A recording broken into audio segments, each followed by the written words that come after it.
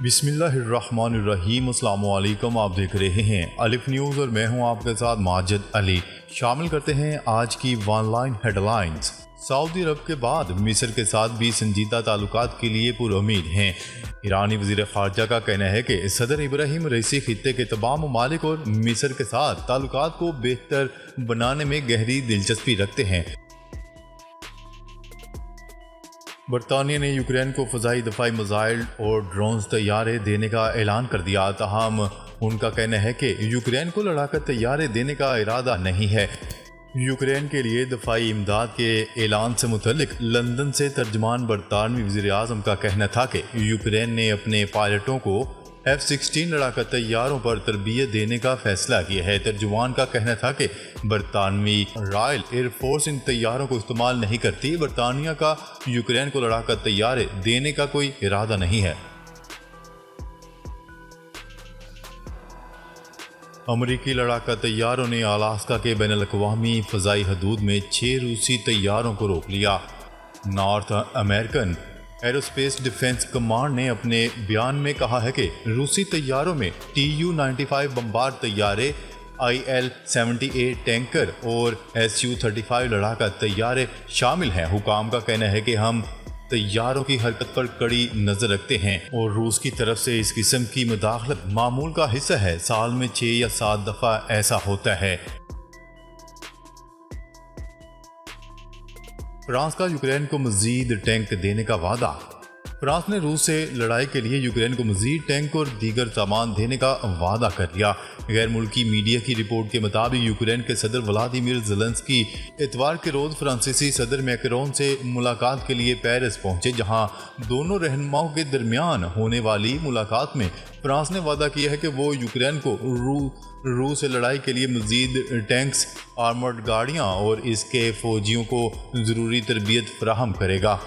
दोनों रहनुमाओं की मुलाकात के बाद जारी मुश्तरका बयान में कहा गया कि आइंदा हफ्तों में फ्रांस यूक्रेन की बटालियन को ट्रेनिंग और इसे AMX-10 RC टैंकों समेत आर्मर्ड गाड़ियाँ भी फराहम करेगा।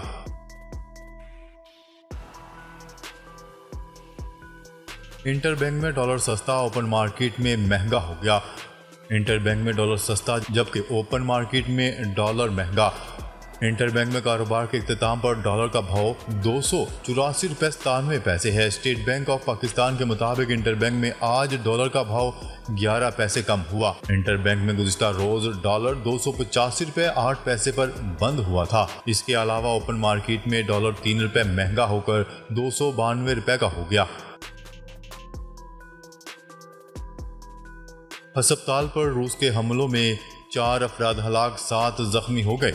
यूक्रेन ने इल्ज़ाम आयद किया है कि रूस ने मिसाइल हमलों में एक अस्पताल को निशाना बनाया है, जिसमें 4 अफराद हलाक और 7 जख्मी हो गए। आलमी खबरसार इदारे की रिपोर्ट के मुताबिक यूक्रेन के शहर डोनेत्स्क के गवर्नर ने इल्ज़ाम आयद किया है कि शहर ऑडियो में रूसी अफवाज ने गोलाबारी जारी रखी। चंद मिसाइल एक अस्पताल में गिरे, जिसे इमारत का एक हिस्सा गिर गया।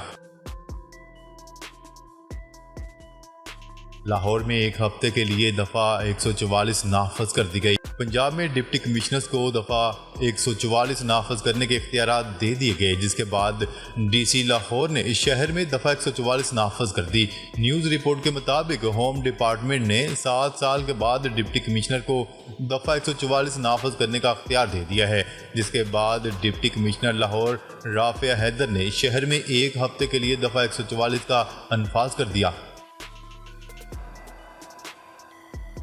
तुर्किया में होने वाले सदारती और पार्लिमानी इंतखाबात में सदर एर्दोगान को अपोजिशन के उम्मीदवार से सबकत हासिल होगी, लेकिन नताइज हतमी नहीं है। तुर्क मीडिया की रिपोर्ट के मुताबिक सदर एर्दोगान 49.42% वोट लेकर आगे और ओगुलो 44.95% वोटों के साथ दूसरे नंबर पर हैं। तीसरे उम्मीदवार सन्नान अब तक 5.20% वोट हासिल कर सके। सऊदी अरब का 21 मई को अपने 2 खलाबाज खलाई सफर पर भेजने का ऐलान। सऊदी खलाबाजों के 21 मई को साइंसी सफर पर रवाना होने का ऐलान कर दिया गया। पहली सऊदी और अरब मुस्लिम खातून खलाबाज रियाना बरनावी और अली अल करनी बैनुल-अक़वामी खला स्टेशन के पहले सऊदी खलाबाज भी हैं। 21 मई को इन दोनों की साइंसी सफर पर रवानगी सऊदी अरब के लिए एक तारीखी वाक़या शुमार होगी। चीफ जस्टिस उमर अता बंदियाल के खिलाफ रेफरेंस लाने की करारदाद मंजूर। स्पीकर कौमी असम्बली राजा परवेज अशरफ की सदारत में जारी इजलास में चीफ जस्टिस उमर अता बंदियाल के खिलाफ रेफरेंस दायर करने की करारदाद पेश की गई, जिसे ऐवान ने मंजूर कर लिया। चीफ जस्टिस और दीगर जजेस के खिलाफ रेफरेंस दायर करने से मुतल्लिक कमेटी तश्कील दे दी गई है। कमेटी में मोहसन शाहनवाज, खुर्शीद जनेजो, सलाहुद्दीन अयूबी, शहनाज बलोच और सलाहुद्दीन शामिल हैं।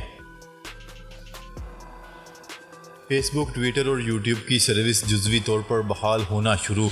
पाकिस्तान में समाजी राब्तों की वेबसाइट्स खुलने का अमल शुरू हो गया। ये बात PTA की जानिब से कही गई। PTA के मुताबिक social media sites Facebook, Twitter और यूट्यूब की सर्विस जुज़वी तौर पर बहाल होना शुरू हो गई है। इस ज़िमन में PTA ने वाज़ेह किया है कि मुल्क भर में मोबाइल ब्रॉडबैंड सर्विस बहाल है। इंटरनेट सर्विस पर पाबंदी की कोई हदायत नहीं मिली है। जनूबी कोरिया से पाकिस्तान को कर्ज की अदायगी में रिलीफ मिल गया। जनूबी कोरिया ने पाकिस्तान में कर्जों में बड़ा रिलीफ देते हुए 1 करोड़ 91 लाख डॉलर से जायद कर्ज की अदायगी मौखर कर दी। इस ज़िमन में जारी करदा सरकारी अलामी के मुताबिक जनूबी कोरिया को अदायगी 6 साल की मुद्दत में की जाएगी, जबकि रकम की अदायगी जुलाई और दिसंबर 2021 के दरमियान होना थी। फी तोला सोने की कीमत में 1100 रुपये का इजाफा। सोने की कीमत में फ़ी तोला 1100 रुपये का इजाफा हो गया, जिसके बाद मुल्क में फ़ी तोला सोने की कीमत 2,35,100 रुपये हो गई।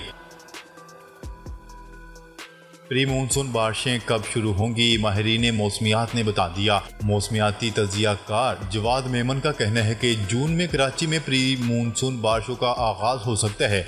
जून में सिंध और जनूब मशरकी बलूचिस्तान में प्री मानसून की अच्छी बारिशें मुतवक्का हैं। न्यूज़ रिपोर्ट के मुताबिक जवाद मेमन का कहना था कि कराची में अबर आलूद मौसम के बावजूद हब्बस की कैफियत है। बहिरा अरब में समंदरी हवाओं की रफ्तार में भी इजाफा हुआ है। समंदरी हवाओं के बायस नमी का तनासब ज़्यादा रहता है। नमी का तनासब ज़्यादा होने से गर्मी की शिद्दत 4 से 5 डिग्री ज़्यादा है। ऑटोमोबाइल सेक्टर को शदीद धचका, पैदावार में नुमाया कमी।